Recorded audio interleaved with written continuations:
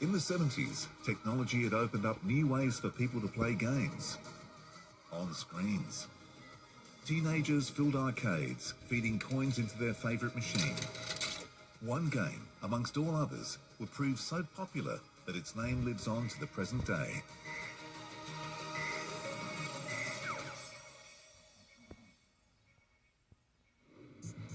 In 1978, the video games industry was struggling to find the right balance between complicated and simple designs. The difficult games were unpopular, the easy layouts quickly imitated by competitors. One of the earliest examples of a popular, simple format was the table tennis arcade game Pong, released in 1972. In the home, the chip transformed an ordinary TV set into a magic box of video games. At that point, Pong had been the major sort of game changer for the industry. It had kickstarted this interest in video games and more broadly this fascination with playing with the screen. Pong was easy to copy, so the market was flooded with clones, forcing prices down. There was a real danger that video games would push themselves into oblivion. However, a new game saved the day. Game designer Tomohiro Nishikado channeled a combination of influences into his new project, Space Invaders. It was an instant sensation, replacing popular pachinko machines in Japanese arcades. It was a battle between you and the computer which increasingly got harder and harder and harder and just never let up. One of the most interesting things about the game is the way that it actually gets faster. Space Invaders was the first Japanese game to be made with microprocessors.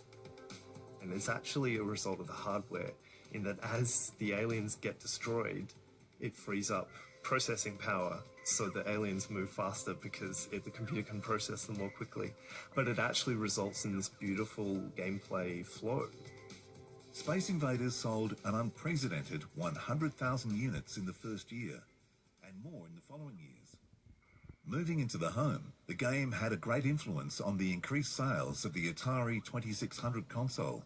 This was at a point too where there was this real focus on trying to recreate the arcade experience in the home because it was expensive to go to the arcades, and people started to hope that maybe with consoles like the Atari 2600 you might be able to replicate that experience in your own environment.